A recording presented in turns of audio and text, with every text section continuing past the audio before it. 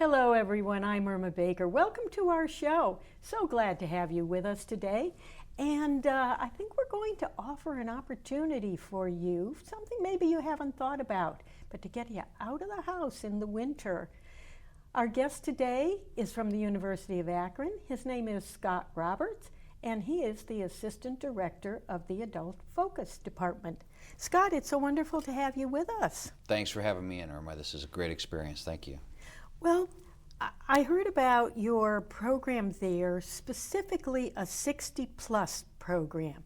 And since we like to find opportunities for people who are older adults, it just sounds like a perfect fit. So I'm so glad you can be with us and tell us all about the Adult Focus. Well, we're going to focus today on the 60-plus program. Yes, ma'am. But I hope that sometime in the future, maybe we can come back together and talk about the broader aspect of Adult Focus at the University of Akron. Yeah, that would be great. My office does many things, one of which being the 60-plus program. The 60-plus program is actually a state program. So you'll find this kind of program in all state colleges. We just do it a little differently at the University of Akron. So we provide an office where all of our 60-plus students can have contact with somebody. We do a registration a week before school starts every semester. We send out reminders. We have contact with many of them through email, through other Zoom or in-person contact. So that we can get them what they want if we can, provide them all the information for the program itself, and make it all an enjoyable experience. This is a lifelong learning experience. So many of our students just want to pick up the knowledge from things that maybe they saw in college, but it wasn't part of their program. They were a business major, but they liked history. Or later in life, I find myself looking at things that I wasn't interested in 20, 30 years ago. So this gives them an opportunity to actually take a class where they can learn more from an instructor on that specific topic too. Well, you have an interesting background because you started college, and frankly so did I, and then took time off and went to different schools and came back and graduated. So we both have experience as adult learners. How did you come to use that experience in your profession now? Well, I'll tell you something that I tell all of my adult students, whether you're 30 or 40 or 50 or 60 or 70, you add something to the classes that the 18, 19-year-olds will never understand because of your perspective. You will ask different questions. You'll actually ask questions. And you'll look at what is being taught from a different view, from a different learned experience throughout your life, which broadens the subject being taught. The 18, 19-year-old, 20-year-olds are not going to understand that that's what you're doing, but they get a better experience from having you in those classes.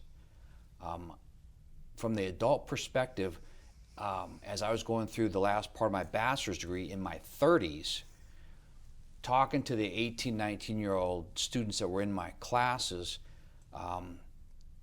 there was a symbiotic type relationship where they helped me with certain things about the institution.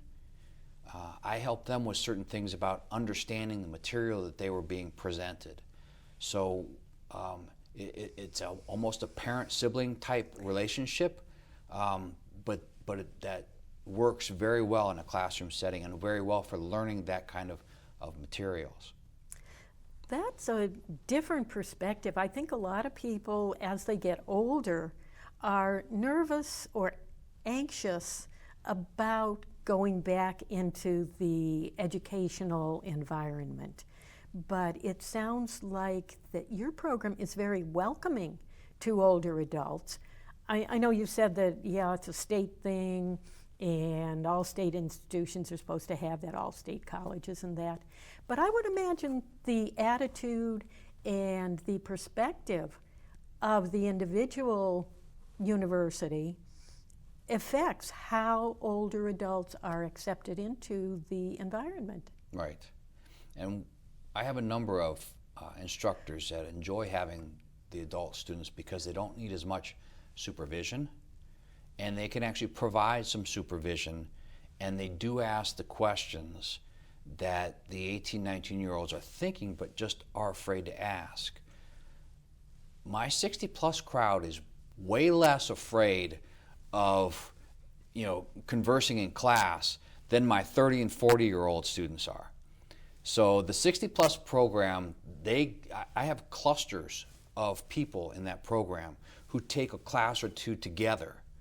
And I get comments back from the instructors all the time about how neat it was to have that group of people in their class because of the expansiveness of the subject that they provide. Like I said, bringing in their prior learning knowledge of just life itself. And the adult students, particularly in the 60-plus program, they don't have to be concerned about the cost or the grades, because these are classes that they audit, aren't they? Correct. Let me make a little bit of clarification on that piece of it, because that's a big piece of it. The University of Akron, for the 60-plus for audit, we pick up the tuition and the general service fees. Some of the classes have classroom fees. There are some facility fees if they take a class that's on campus. The good part about paying the facility fee is that it also allows you access to the rec center. So there is a trade-off there. So you may be paying, $20-40 for a semester, but it can actually be less than what you might pay for a rec center outside of the university. I see many of I go work out at the rec also, and I see many of my 60-plussers in there. So they have a good time using that facility too, along with taking their classes. So there are some fees that still apply to the students, depending on what types of classes they take.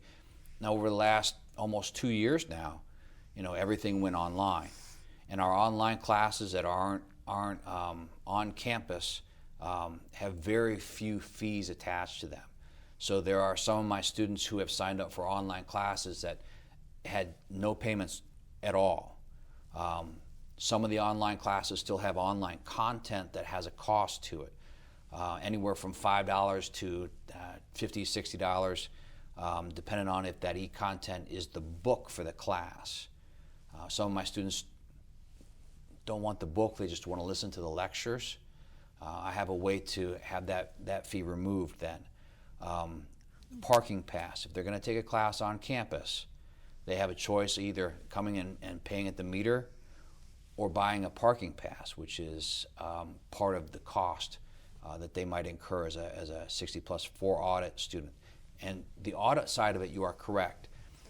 They can participate, they can do the papers, they can take the tests, they can do all of that, but they will not receive a grade for the class. So they don't have that same pressure that everybody else has about the grade. They can just test their own knowledge to see what they learned while they were there. They get the full enjoyment of learning. That's correct. Without the pressure of, oh my gosh, it's going to hit my GPA. Mm-hmm. Oh, it just sounds like such a wonderful melding or combining of the best of both worlds. The advantages of having the excellent instruction from your professors and your instructors, and at the same time, like you said, not having that pressure. Well, what kind of classes can people take? I mean, from your experience working with the 60-plus, what kind of classes do they enjoy the most? They look in all different directions. Like I said, some people find that they, really like the history class, or as of last couple of years, really like the political science classes. I have a number of students that like the art classes.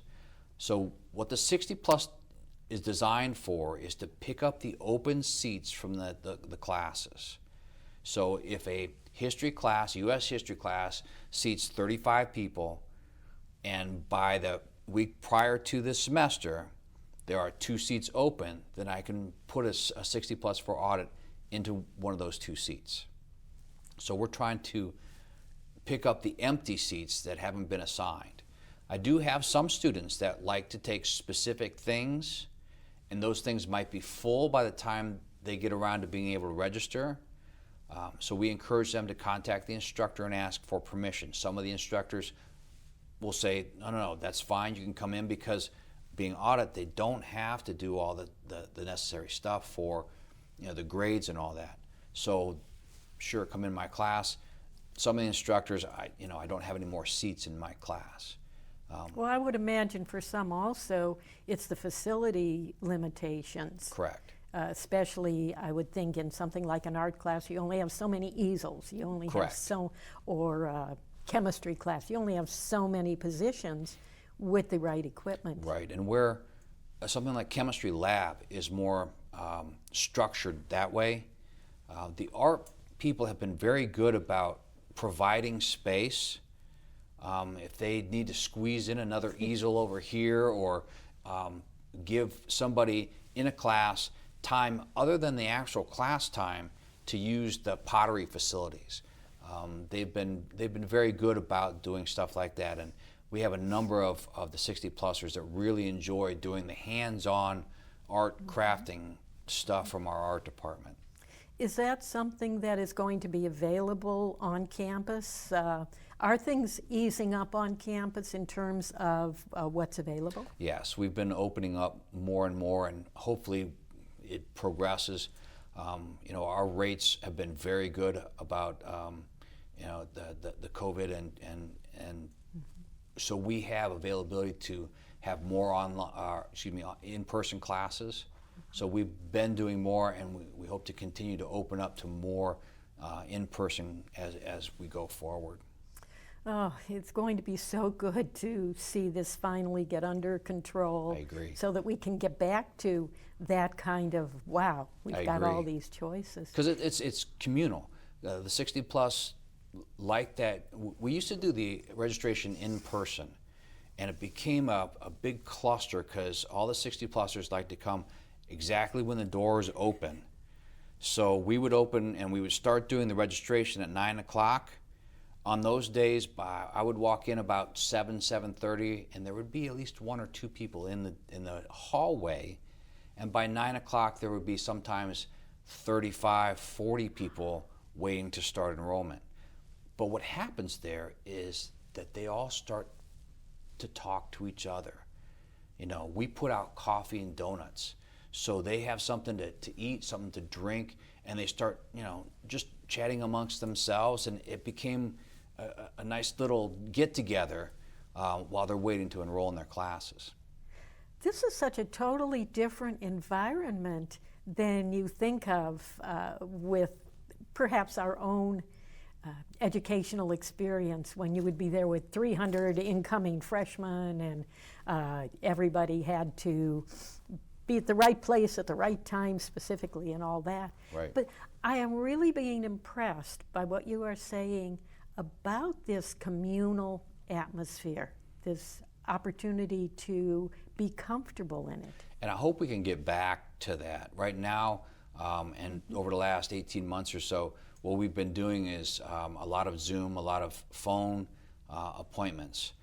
So we actually set up an appointment at a time. You have an allotted time during that week prior to school beginning.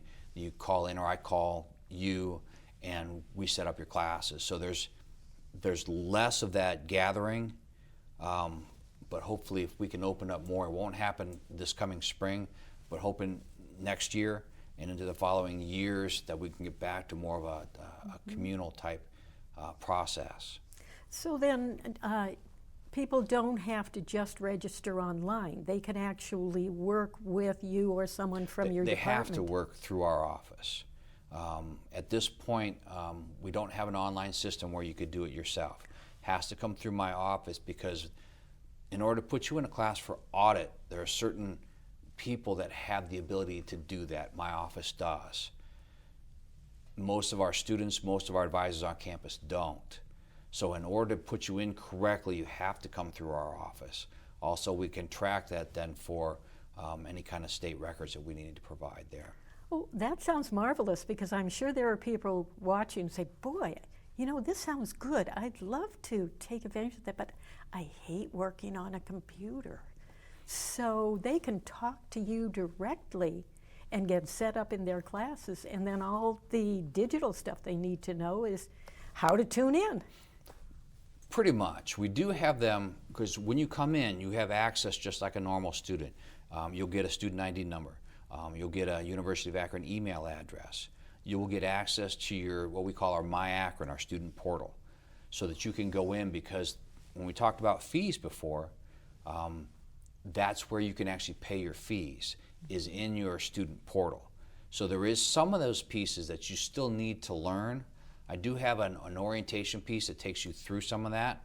I do like to get some of our newer students that may be a little shy of the technologies into our office, where we can actually pull you up on a computer and then walk you through the processes, because that's where you can also go in to take a look at the classes. If you want to take a music class but you have no idea what we offer, then you can actually, you know, yourself get into your My Akron, pull up the search, make sure it's the right semester, and just start looking. There's an arrow down that goes alphabetically. You get all the way down to the music classes. You click on that, click on the search. It'll bring you up the offerings for that semester as far as the music classes go.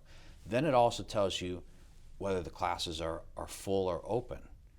So then you can come in on your setup date, your enrollment date, and say, well, you know, I saw that this class has 2 spots in it. Is there a possibility I can jump into that class? We might run into prerequisites too. So if you want to get into a senior level engineering class, we might talk about, you know, whether you really have the math to understand the class, or the other classes that precede that, in order to really get what you want out of the class. Because there's no point in putting you into a class that you don't understand from day one. And I've had some students that have fallen in that category, and easy enough just to pull you right back out, you know, maybe even go look for another class.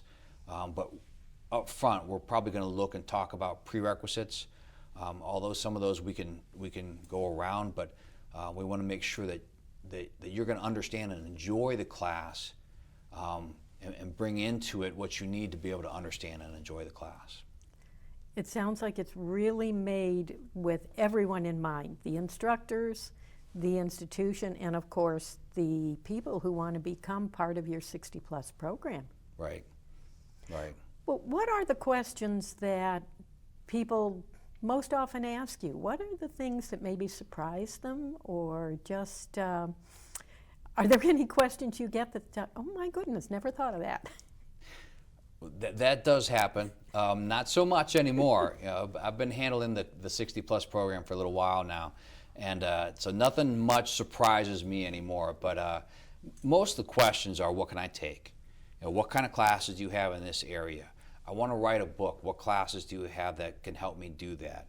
You know, I want to do something with my hands. What kind of classes do you have that I can do that with? Or I like music. Are there music classes that we can take? I like the history of art. Do you have classes that talk about that, which I do? That and the cost. You know, just figuring out what it's going to cost, or if it's going to cost, or that's always a concern. So those are the main things that I hear most, is what can I take and what could possibly be a cost for this semester. I mean, if you're looking at taking a 3-credit class, you're probably looking at a tuition in the $1,200 range, whereas you might end up taking that class for a $60 fee for the facilities. So we pick up a great deal of the cost of that. So. Yeah, when you think that the students who are there for credit, it may be $1,200, but for the 60+ people who are auditing it, as you said, there might be a book fee, there might be a facility fee if it's on campus, or something, but it's not anywhere near Correct. what the tuition cost is. And some of the, some of my students like the art classes. There's going to be a fee for the art classes because they provide the materials. So anywhere from a throwing class, which I thought was something to do with sports, apparently it's clay and making pottery. They throw the clay onto the thing, so I learned that a while ago. But you would pay for the clay, so there's a cost for that class. But yeah, it's minimal as compared to what the tuition would be for it. You certainly become committed and involved with the comfort and service to the 60-plus population. It seems like you are very much attuned to them. Did you always feel that way? I think it has to do with having been an older student. I understand and take the time to listen better. Figure out if you can listen better and get through all the conversation. If I can hear what you really want, then we can get down to the heart of what you want, and see if that's the possibility. See if there's a class that matches that we could add you to.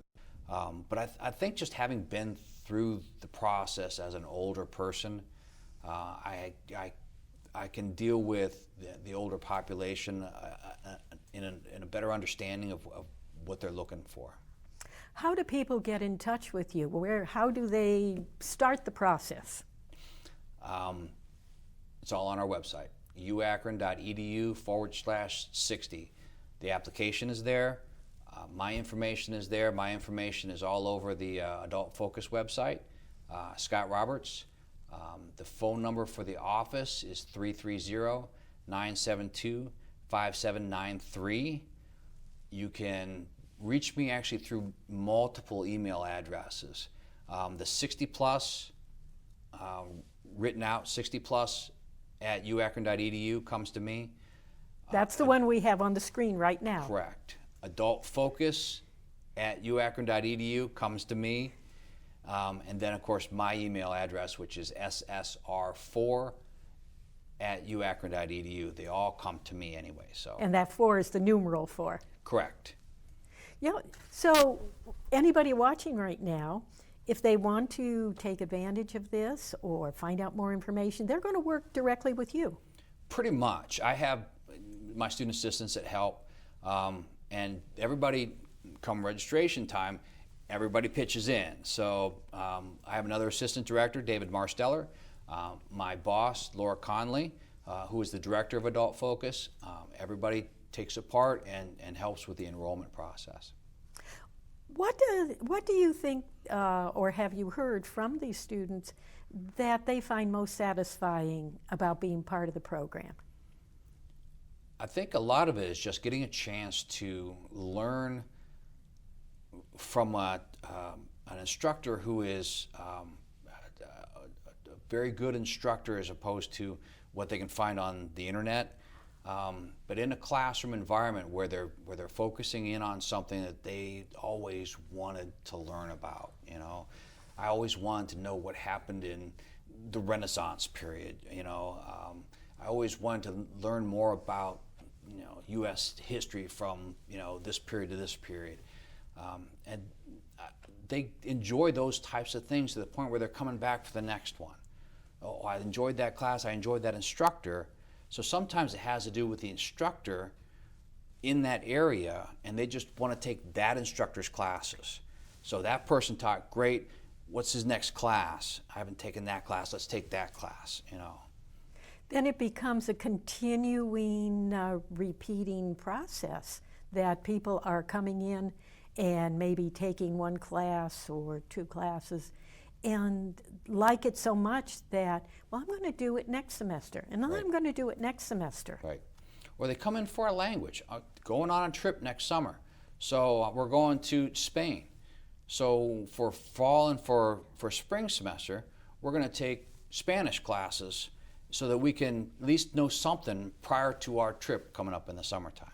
And I'm sure there are plenty of people out there who are thinking, COVID is going to be managed eventually. And boy, Hopefully. then I'm going to do those things I wanted to right. do. And yes, that's a wonderful thing. I think so often people just feel that it's the standard required college courses, but these are the fun ones. And there are some people who are like those standard courses. I've had some 60-plussers taking math classes. I think when I get into my 60s, I'm not going to be taking a math class. But I have 2 or 3 that specifically wanted to take math classes because that's what they enjoyed.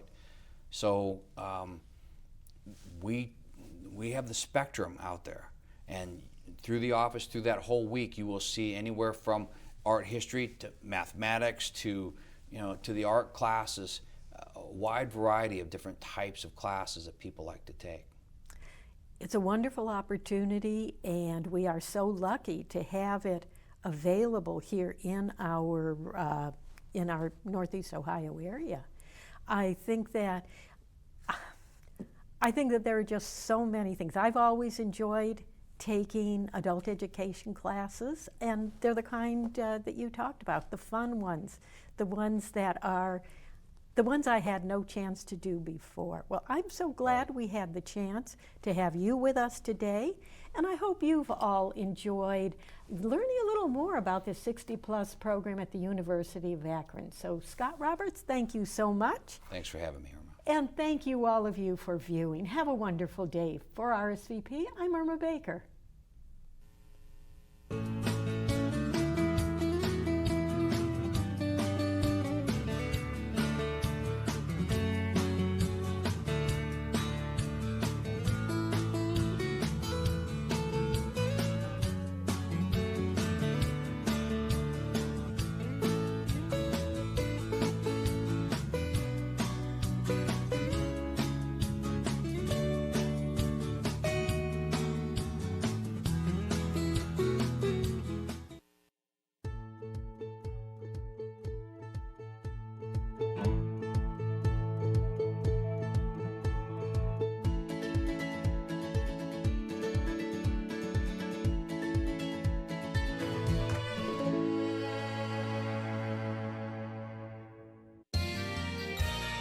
You are watching WCTV, Wadsworth Community Television.